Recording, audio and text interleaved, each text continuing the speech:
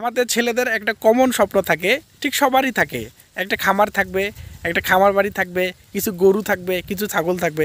কিন্তু আমরা আসলে বুঝে উঠতে পারি না আসলে এটা কিভাবে শুরু করব, কিভাবে শুরু করলে আমরা ভালোর একটা রেজাল্ট পাবো, আমাদের খামার বাড়ি থেকে ভালো একটা প্রফিট আসবে।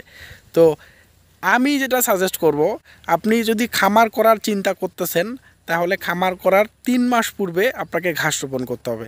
কারণ আপনি যদি খামার করার বাণিজ্যিকভাবে খামার করার চিন্তা করেন তাহলে ঘাস চাষ ছাড়া খামার করে টিকতে পারবেন না।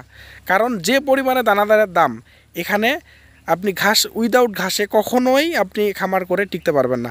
তো খামার করে যদি টিকতে চান তাহলে অবশ্যই আমার পিছনে যে ঘাসটি দেখতে পাচ্ছেন এই ধরনের ঘাস আপনাকে চাষ করতে হবে। কারণ এই ঘাস একবার রোপণ করলে প্রতি মাসে আপনি কাটতে পারবেন, একবার কাটবেন 30 দিন পর আবার কাটবেন। আর একবার রোপণ করলে 5 থেকে 6 বছর পর পর্যন্ত আপনাকে এই ঘাসটা ফলন দেবে। তো এই ঘাসটা খুব ভালো মানের ঘাস এবং খামার করার অবশ্যই 3 মাস পূর্বে এই ঘাসটা রোপণ করবেন। এদিকে আপনার ঘাসও রেডি হয়ে যাবে, প্লাস ঘাসটা রেডি থাকা অবস্থায় আপনি গরু ক্রয় শুরু করবেন, ছাগল ক্রয় করা শুরু করবেন। আপনার খামারের যে এবং আপনি গরু ছাগল সংগ্রহ করে খামারে তুলবেন, প্লাস এদিকে আপনার খাদ্য রেডি। এর থেকে ভালো আসলে সুবিধা আমি আর দেখি না। এই ঘাস এত ভালো আমাদের খামারিদের জন্য খুবই ভালো। তো এই ঘাসটা যারা আপনারা সংগ্রহ করবেন, আমাদের যারা 1 হাইব্রিড ঘাস যেটা উচ্চ ফলনশীল, আমি একটু দেখানোর চেষ্টা করি আপনাদের।